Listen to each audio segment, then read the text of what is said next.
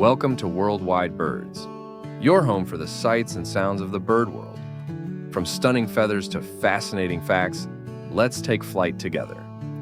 Isn't it amazing how much personality can be packed into something so tiny and vibrant? Oh, absolutely. We're talking about the orange-breasted waxbill today. Such a little avian gem. Yep. And it goes by a few names, right? Yeah, gold-breasted waxbill, zebra waxbill, golden-breasted. Some people even just say gold breasts. Right. Lots of names for one tiny bird. So today we're doing a deep dive into what it actually takes to breed these little guys. And we've got a great source for this one, an article from Worldwide Birds by Petrus Albertus Van Tonner. And Nancy Ingram contributed on the breeding side too, didn't she? She did, yeah. And Van Tonner, he's not just a casual observer. This guy is, well, he's deep into aviculture, birding, wildlife photography. Yeah. He writes about birds, too. So he really knows his stuff, brings a lot of credibility. Definitely. His experience really adds weight. Okay, so our mission today is to really pull out the key info on breeding orange-breasted waxbills straight from this article. Exactly. We want to get you the most important bits, the fascinating stuff, without, getting bogged down in too much jargon. Yeah. Perfect, so you can get a solid handle on it quickly. Right, let's dive in. When we picture one, what are the key identification points? Okay, bold red stripe just above the eye really pops. And the females, are they similar or? A bit more subtle. They have a paler orange breast and these very soft, delicate, shell-like markings along their flanks. Right. And the key thing, their size. They are genuinely the smallest of the African estrildid finches. Tiny. Really? The absolute smallest. Yep.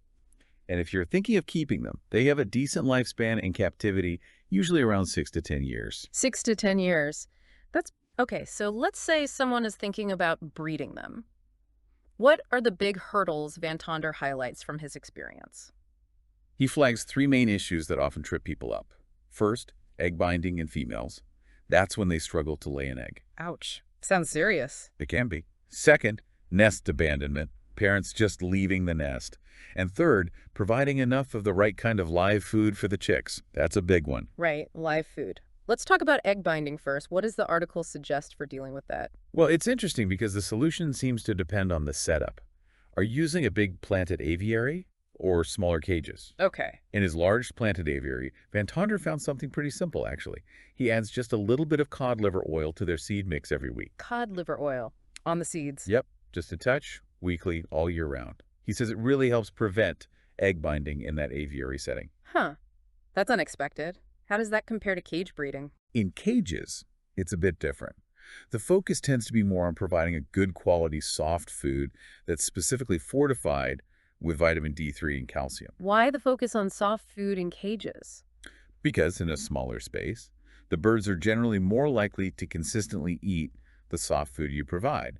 In a big aviary, they might pick and choose more. Ah, makes sense. And the vitamin D3 and calcium, why are they so vital for preventing egg binding? Okay, think of it like this. Vitamin D3 is like the key that unlocks the door for the body to absorb and actually use calcium. Right. And calcium makes the eggshells strong. Exactly. Now, birds, like us, can make vitamin D3 naturally when their skin gets sunlight, specifically those UVB rays. Okay. But here's the catch with indoor breeding, especially in cages. Regular window glass blocks almost all of that crucial UVB light. Oh, I didn't realize that. Yeah, so the birds inside just can't produce enough D3 on their own. That's why you absolutely need to add it to their diet, usually through that fortified soft food. That makes total sense. It's like they miss out on that natural sunshine vitamin boost indoors. Okay, so moving on to their living space. What kind of environment do they need to really thrive, especially for breeding? Van Tonder's setup sounds pretty ideal. He describes his planted aviary as being temperature controlled, kept between 60 and 90 degrees Fahrenheit, roughly. So heating and cooling needed then. Definitely. Plus, good ventilation and, importantly, full spectrum lighting. And he uses a specific type of translucent plastic for the roof and walls Translucent plastic, why that? because it allows some of those beneficial UV rays to penetrate. Not as much as direct sun, probably, but better than glass. It's just trying to mimic a bit of that natural light exposure. It's like creating a carefully managed microclimate for them. Sounds like a lot of work. It is. It shows the level of detail needed. And what about food in this fancy aviary? What's on the menu daily or, well, regularly? He provides a soft food mix every other day, and it's quite a concoction. Oh, yeah. What's in it? Mashed hard-boiled eggs, Lots of finely chopped greens, broccoli, carrots in their tops, chard, mustard greens, romaine, kale. Wow, quite the salad bar. Totally. Plus, pulverized turkey starter feed, crushed oyster shell for calcium, that cod liver oil again. Ah, the cod liver oil makes another appearance. Yes. And also crushed sterile eggshells for even more calcium. He notes you just want enough oil to give the seeds a slight sheen, not drown them. So it's a really diverse, nutrient-packed mix, trying to replicate what they'd find naturally, I guess. Exactly, covering all the bases. Now, you mentioned earlier that live food is critical, especially for preventing nest abandonment. Why is it so important? It really comes down to protein. Growing chicks need an enormous amount of protein very quickly. Right. If the parents can't find enough high-protein food, like insects, they might just give up on the nest. It's instinct. They figure they can't raise the brood successfully. Precisely. So Van Tonder designs his aviary to basically be an insect magnet. Mm-hmm. He uses compost piles to attract small moths and other tiny bugs. He's farming insects for them. Kind of, yeah. He also actively cultivates fruit flies. He has these special bowls covered with wire mesh, suspended in the aviary. He keeps them going with fruit and water. Fruit fly cultures. Clever. And he even grows specific plants because they attract whiteflies, things like collards, kale, tomatoes, hibiscus. So multiple live food sources available all the time. Right. He also mentions they readily eat small mealworms. He contrasts this constant availability in the aviary with a bad experience he had with nest abandonment in a cage setting, which happened after some human disturbance. The implication is that a reliable food source makes the parents feel much more secure. A well-stocked pantry equals calm parents. Got it. What about the nests themselves? Where do they like to build? Any specific preferences? They definitely seem to like privacy, secluded spots. In the aviary, Van Tonder says they favor using these structures he calls corners and tubes. Corners and tubes. Tell me more. Okay, so the tubes are basically rolled up pieces of 1/4-inch wire screen.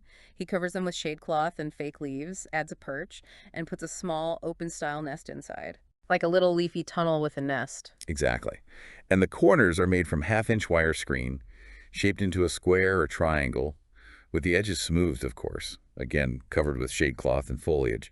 And he places a bamboo nest high up inside that corner structure. So creating these sheltered, hidden away spots. Yes. And he provides lots of fresh, long grass nearby for them to use as lining material. Interestingly, though, he also notes that if they're bred in cages, they seem perfectly happy using those closed, split bamboo nests you can buy. So they adapt, but privacy seems key. Privacy and security, definitely. Okay, so eggs are laid in these cozy spots. How long until they hatch, and what's the parental care like? Incubation takes about 12 days. And it's a team effort. Both parents incubate. Both of them. Yep, though he mentions the female probably spends slightly more time actually sitting on the nest. Right. Now, Van Tonder is really emphatic about not disturbing them. He strongly advises against touching the chicks until they've fully fledged. Minimum interference. It sounds tricky if you need to check on them. It is. And for those essential checks, he recommends using a borescope. A borescope, like plumbers use. Exactly, a small camera on a flexible tube. That way you can get a quick look inside the nest without actually touching anything or upsetting the parents too much. Wow, that is serious dedication to not disturbing them. Okay, so when do they actually leave the nest? They typically fledge, meaning leave the nest around 21 days after hatching. 3 weeks. Yeah. And if you're going to ban them, put that little ID ring on their leg. He suggests doing it about 2 weeks after they fledge. Okay, post-fledging. And are the parents still involved then? Oh, massively. He describes them as incredibly attentive parents. Constant feeding, constant grooming. Even after fledging, the young birds are still dependent on their parents for another 4 weeks or so. Another month. Yep, 28 days roughly. And because these waxbills are so gentle and non-aggressive, he really stresses only keeping them with other small, peaceful finch species. No bullies allowed. Good advice. But for someone maybe thinking about cages, is there anything specific about the cage itself? Yes, one really critical point is reiterated. Bar spacing. Ah, right. For using cages, the space between the bars must be 38 of an inch or less. Yeah. No wider. Why so specific? Because those newly fledged chicks, and even sometimes ones still in the nest, are incredibly tiny. They can easily squeeze through wider bars. And get lost or hurt. Exactly. Get potential lead for listeners in that specific area at that specific time. Right, a snapshot in time. And for people wanting to read more, the article pointed to other resources. It did. It mentioned related articles on the same website, Worldwide Birds, focusing on breeding strawberry finches, and also green singing finches. So more reading for finch fans. Great, so lots of avenues for further exploration.